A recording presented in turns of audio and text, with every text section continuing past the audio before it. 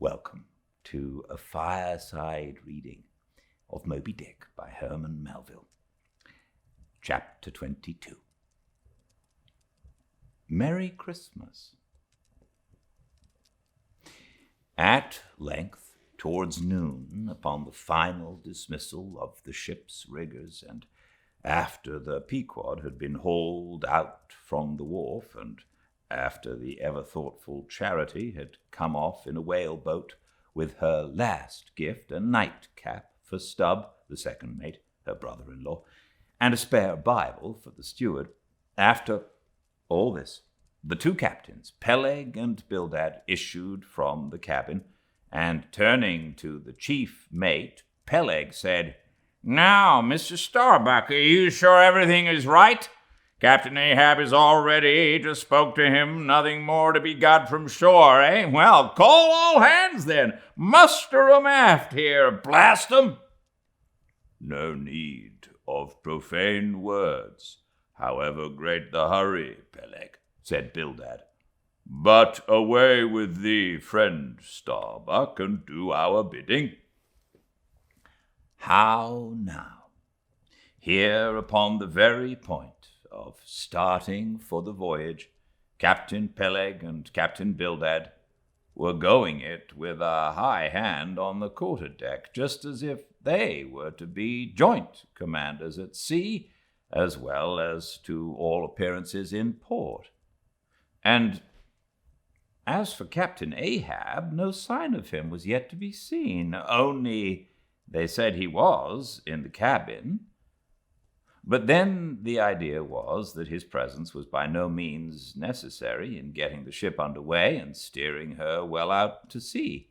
Indeed, as that was not at all his proper business, but the pilot's, and as he was not yet completely recovered, so they said, therefore Captain Ahab stayed below. And all this seemed natural enough, especially as in the merchant service many captains never show themselves on deck for a considerable time after heaving up the anchor, but remain over the cabin table having a farewell merrymaking with their shore friends before they quit the ship for good with the pilot. But there was not much chance to think over the matter, for Captain Peleg was now all alive. He seemed to do most of the talking and commanding, and not Gildart. "Aft here, ye sons of bachelors!" he cried as the sailors lingered at the mainmast. "Mr. Starbuck, drive 'em aft!" "Strike the tent there!" was the next order. As I hinted before, this whalebone marquee was never pitched except in port, and on board the Pequod for 30 years the order to strike the tent was well known to be the next thing to heaving up the anchor. "Man the capstan! Blood and thunder! Jump!" was the next command, and the crew sprang for the handspikes. Now, in getting under way, the station generally occupied by the pilot is the forward part of the ship. And here Gildart, who with Peleg, be it known, in addition to his other offices, was one of the licensed pilots of the port, he being suspected to have got himself made a pilot in order to save the Nantucket pilot fee to all the ships he was concerned in, for he never piloted any other craft, Gildart, I say, might now be seen actively engaged in looking over the bows for the approaching anchor, and at intervals singing what seemed a dismal stave of psalmody to cheer the hands at the windlass, who roared forth some sort of a chorus about the girls in Booble Alley with hearty goodwill.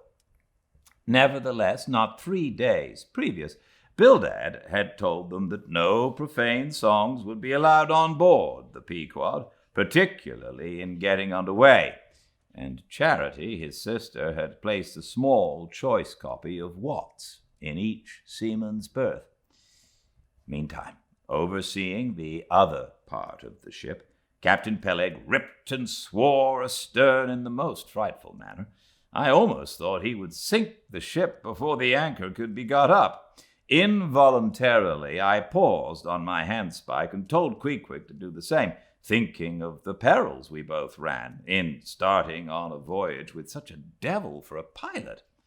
I was comforting myself, however, with the thought that in pious Bildad might be found some salvation, spite of his 777th lay, when I felt a sudden sharp poke in my rear, and turning round was horrified at the appearance of Captain Peleg in the act of withdrawing his leg from my immediate vicinity. That was my first kick. "Is that the way they heave in the marchant service?" he roared. "Spring, thou sheephead, spring and break thy backbone! Why don't ye spring, I say, all of ye, spring! Quahog, spring, thou chap with the red whiskers!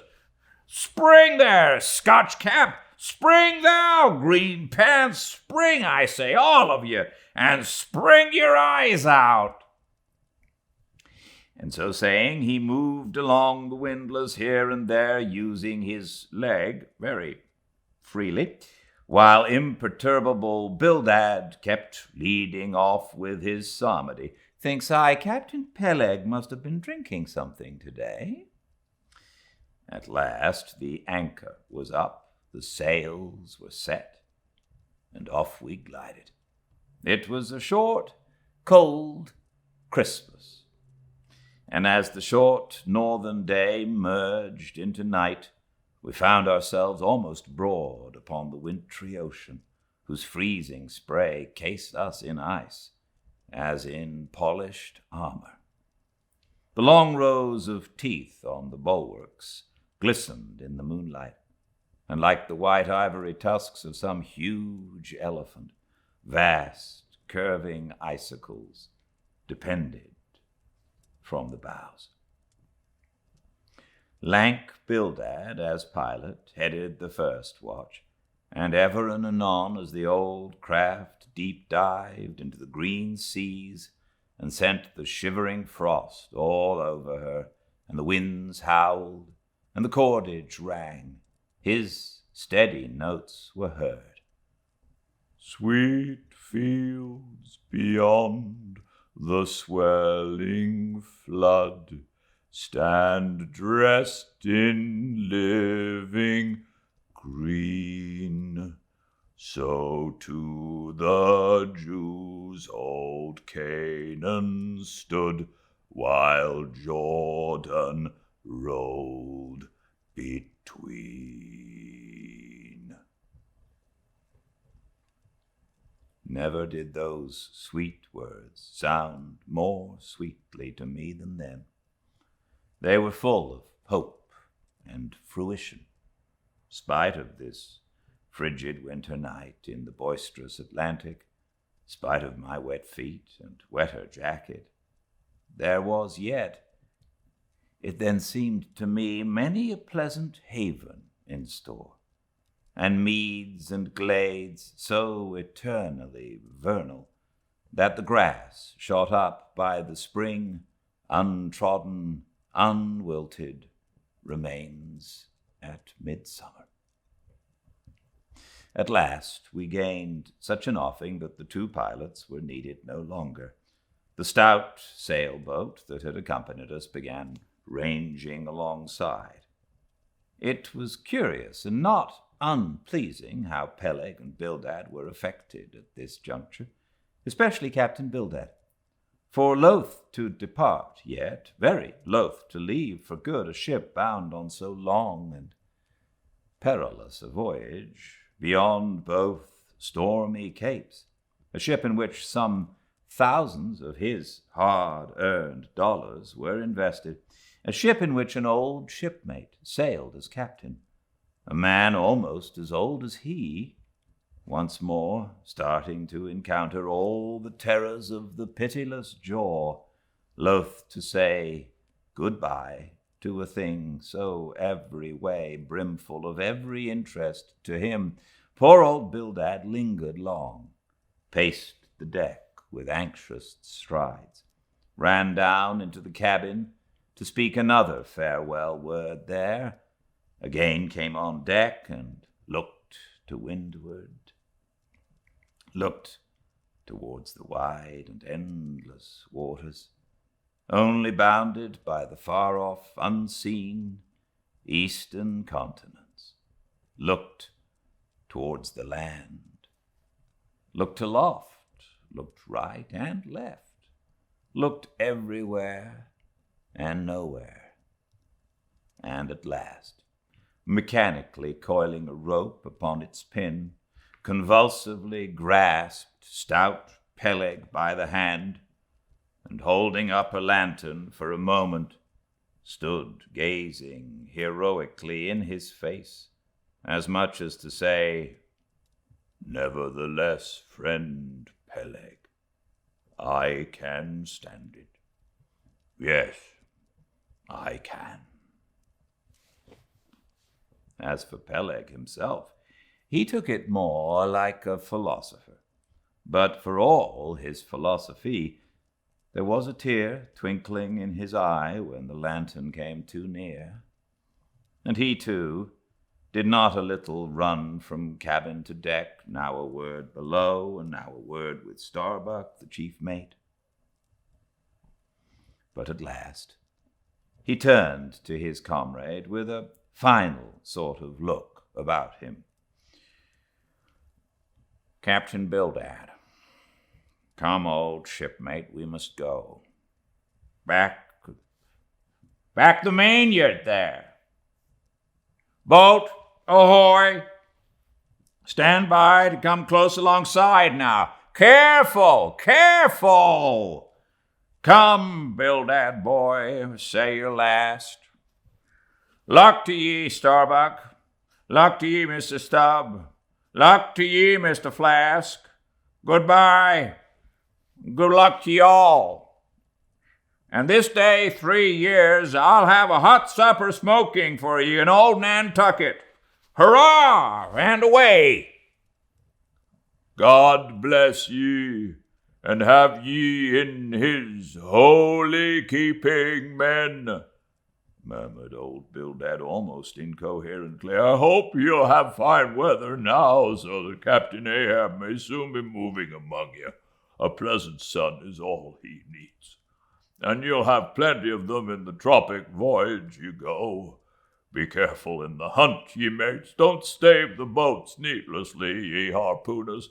Good white cedar plank is raised full 3% within the year. Don't forget your prayers either. Mr. Starbuck, mind that cooper. Don't waste the spare staves. Oh, the sail needles are in the green locker. Don't whale it too much a Lord's Day, men, but don't miss a fair chance either. That's rejecting heaven's good gifts. Have an eye to the molasses tierce, Mr. Stubb. It was a little leaky, I thought. If ye touch at the islands, Mr. Flask, beware of fornication. Goodbye. Goodbye. Don't keep that cheese too long down in the hold, Mr. Starbuck. It'll spoil. Be careful with the butter. 20 cents the pound it was, and mind ye if I... Come, Captain Bildad, stop palavering. Away!" And with that, Peleg hurried him over the side, and both dropped into the boat. Ship and boat diverged. The cold, damp night breeze blew between. The screaming gull flew overhead. The two hulls wildly rolled. We gave 3 heavy-hearted cheers and blindly plunged like fate into the lone Atlantic.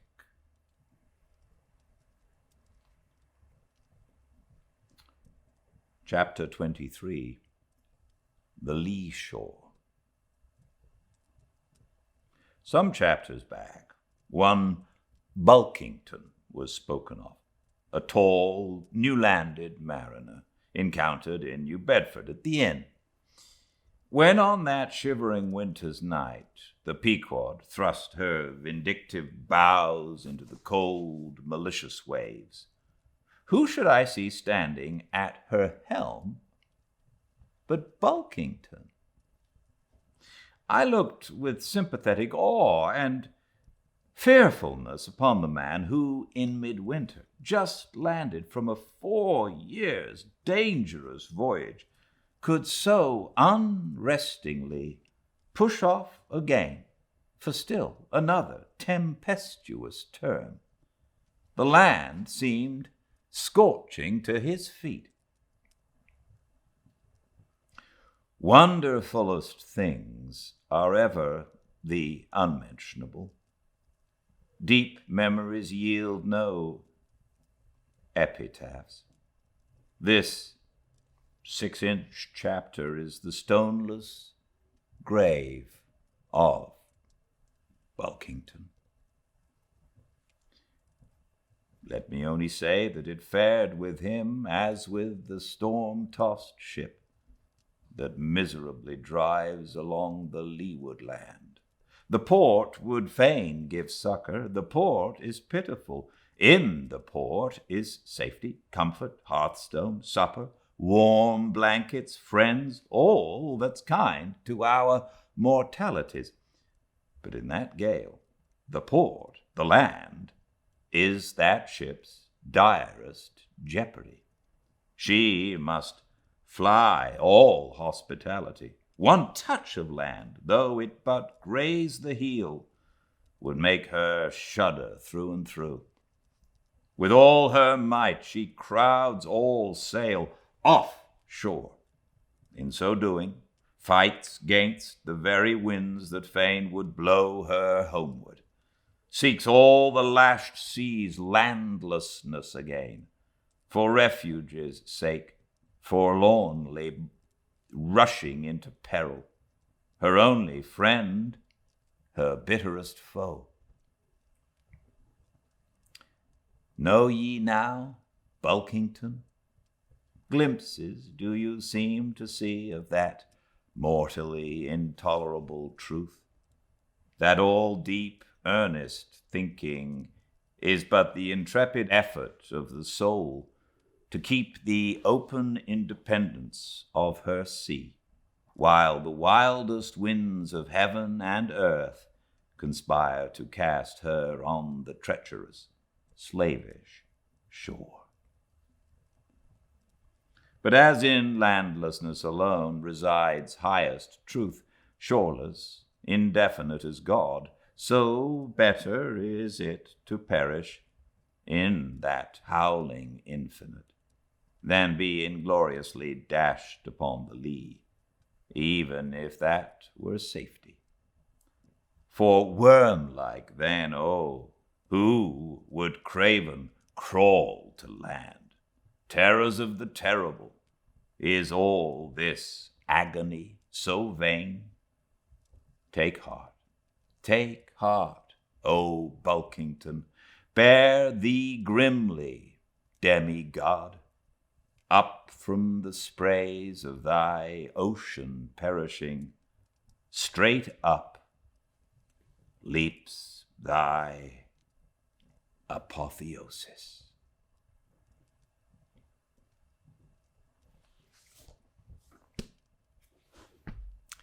Thanks for joining me, and I look forward to seeing you very much tomorrow, same time and place, 5 Pacific, at Fireside Reading on Instagram.